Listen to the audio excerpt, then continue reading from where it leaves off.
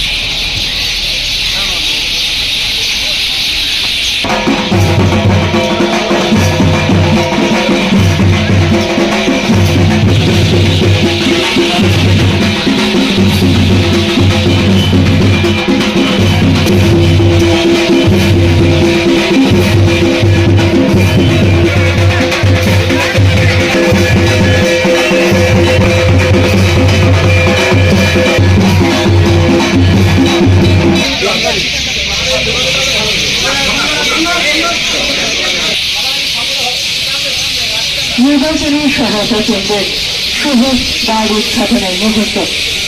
যেসব অতিথিরা আজকে আমাদের সঙ্গে আছেন কিভাবে তাদের ভোটদান পদ্ধতি করতে পারে, তার জন্য এই ভোট সহায়তা কেন্দ্র, নির্বাচনী সহায়তা কেন্দ্রের শুভ দ্বার।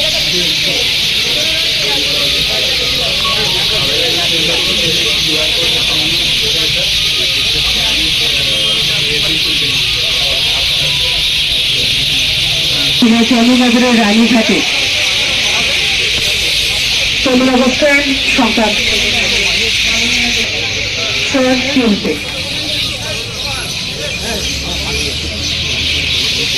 সেলফি তুলে এসএফটি জোনের শুভ উদ্বোধন করে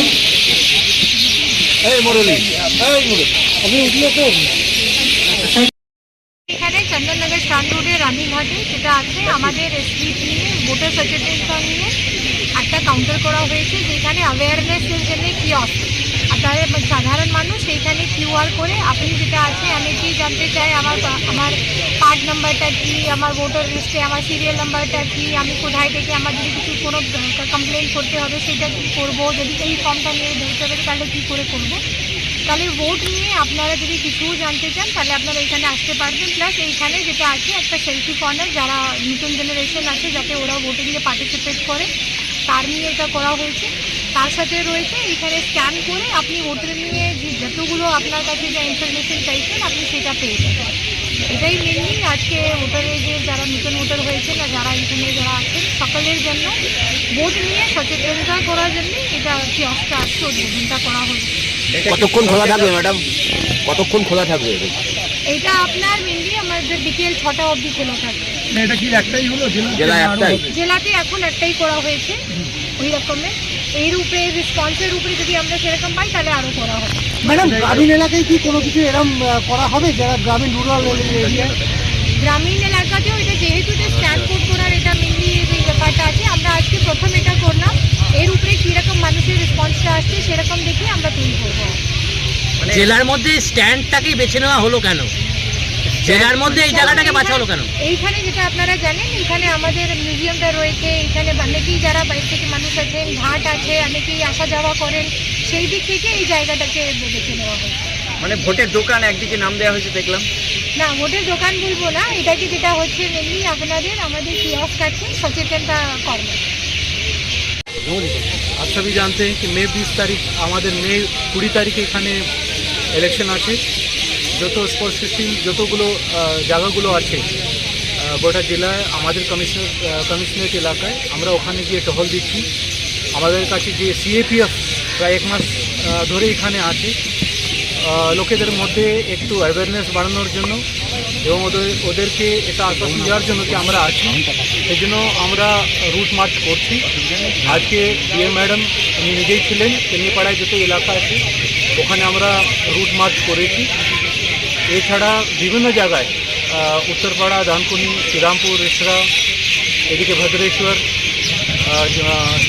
চন্দননগর, চুচড়া সব জায়গাতে আমাদের রুট মার্চ হয়েছে।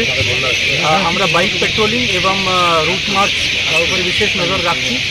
আপনারা সবাই জানেন এই সপ্তাহে রামনবমী প্রসেশনগুলো সমস্ত জায়গাতে বেরোবে, আমরা সেরকম প্রিপারেশন নিচ্ছি। বাড়তি আমাদের পুলিশের ব্যবস্থা থাকবে এবং নজর থাকবে। সে উপলক্ষে আমরা গিয়ে ওখানে খোঁজ খবর নিয়েছি, সব কিছু ঠিক আছে।